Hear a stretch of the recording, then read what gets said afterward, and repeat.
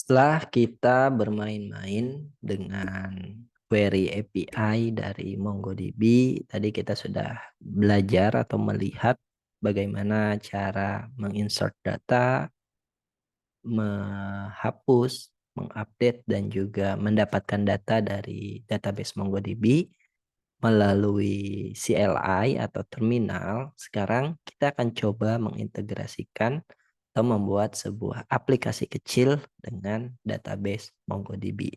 Jadi kita akan coba membuat aplikasi server sederhana yang dimana datanya akan kita simpan atau kita ambil dari database MongoDB ini.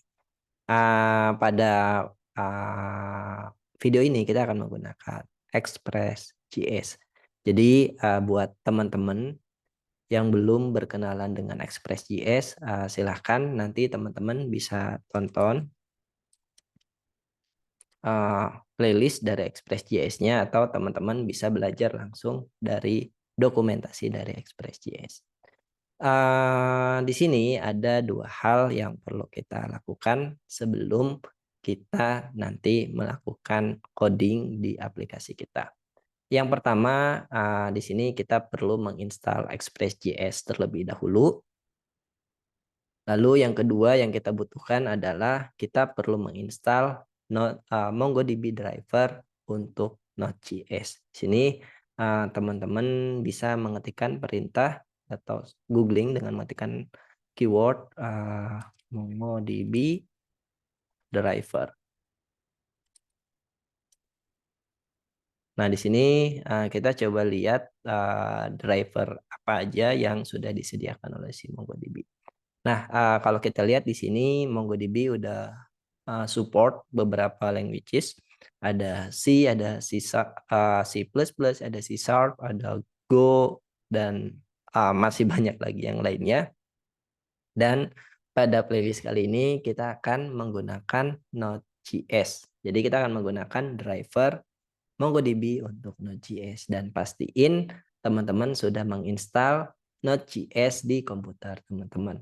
Kalau teman-teman belum menginstal Node.js, silahkan teman-teman install dulu Node.js-nya di komputer teman-teman. Teman-teman masuk ke dokumentasi daripada Node.js-nya di nodejs.org. Dan di sini teman-teman bisa install Node.js-nya sesuai dengan OS yang teman-teman gunakan. Ada macOS, Windows, dan juga Linux. Untuk mengecek apakah Node.js-nya sudah terinstall atau belum di komputer teman-teman, teman-teman bisa mengetikkan perintah node -version. Nah, biasanya kalau udah ada Node.js, npm-nya juga sudah terinstall di komputer teman-teman. Gitu. Silahkan teman-teman setup dulu untuk install Node.js dan juga npm-nya. Kalau sudah terinstall, kita bisa lanjutkan dengan menginstal aplikasi Express-nya. Nah, sebelum kita menginstal aplikasi Express-nya, di sini saya akan coba buat project dulu. Di sini saya punya sebuah folder namanya MongoDB. Ini masih kosong. Kalau teman-teman lihat, saya akan coba menginit projectnya di sini. Untuk menginit projectnya, teman-teman bisa mengetikkan perintah npm init -y. Lalu yang berikutnya, teman-teman bisa menginstal framework Express.js-nya. Oke, di sini kita tunggu. Kita install, kita tunggu sampai proses instalasinya selesai. Kalau sudah terinstall, berikutnya yang perlu kita lakukan adalah kita perlu menginstal driver MongoDB-nya untuk Node.js. Sini kita masuk ke bagian download dan install. Sini ada create folder, lalu kita masuk ke foldernya, lalu menginit projectnya. Ini kita skip karena kita sudah melakukan ini. Kita akan langsung masuk ke step ketiga, yang dimana di sini kita akan coba menginstal driver untuk MongoDB-nya, driver MongoDB untuk Node.js-nya.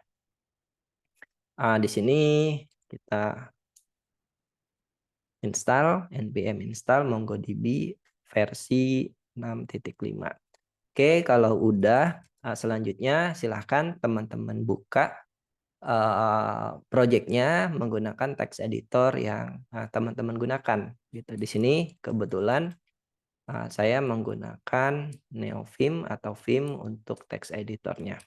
Nah, di sini kalau teman-teman intip, kita sudah punya package JSON dan di mana di sini sudah ada 2 dependensi yang, kita install, ada Express dan juga ada MongoDB.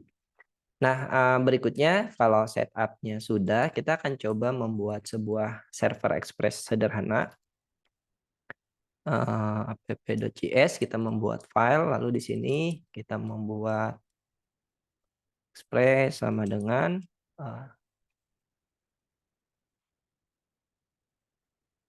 require Express, lalu di sini const app sama dengan Express, kita invoke, lalu di sini const port, oke, sama dengan port 3000, lalu di sini app.use, di sini kita invoke, express.url encoded, kita tambahkan untuk body parsernya, mmm, extended-nya true, lalu di sini app.use JSON, lalu di sini kita buat,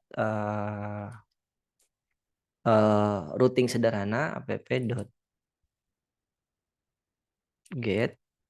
oke, di sini slash, kita mau mengecek apakah, servernya sudah running atau belum.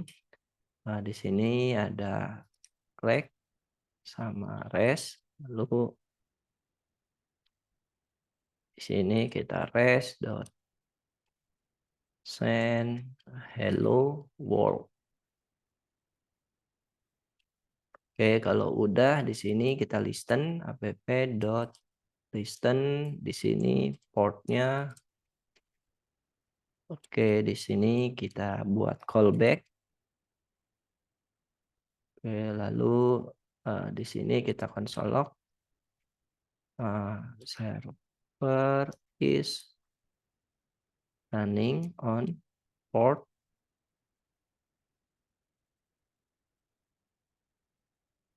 oke, di sini berarti port.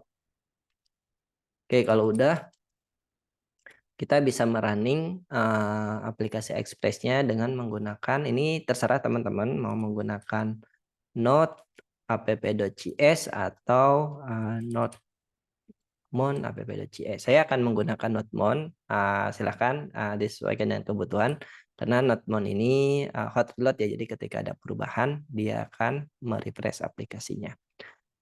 Di Note versi terbaru harusnya sudah bisa juga untuk hot reload-nya, teman-teman tinggal tambahkan option minus minus, watch. Dan, buat teman-teman, jika Notepad-nya belum tersedia, silakan teman-teman install dulu mon npm ini,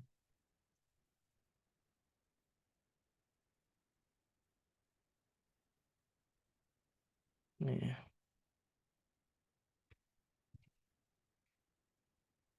Nih, di sini teman-teman bisa install dulu Notepad-nya di komputer teman-teman. Bisa install secara global atau teman-teman bisa install Notepad-nya di level, project-nya atau aplikasinya. Di sini kita coba tes dulu, kita jalankan aplikasinya, semoga tidak ada error. Di sini, sudah ada keterangan bahwa servernya running di port 3000. Nah, berikutnya yang akan kita lakukan adalah kita akan coba mengetes aplikasinya di sini. Untuk HTTP client-nya saya akan menggunakan Hopscotch. Ini merupakan HTTP client versi web. Jadi, biasanya mungkin teman-teman udah familiar dengan Postman, itu juga boleh kalau teman-teman mau menggunakan Postman. Biar di dalam satu browser, jadi saya akan menggunakan, Hopscotch ini untuk HTTP client-nya teman-teman. Oh, tidak ada, coba ya.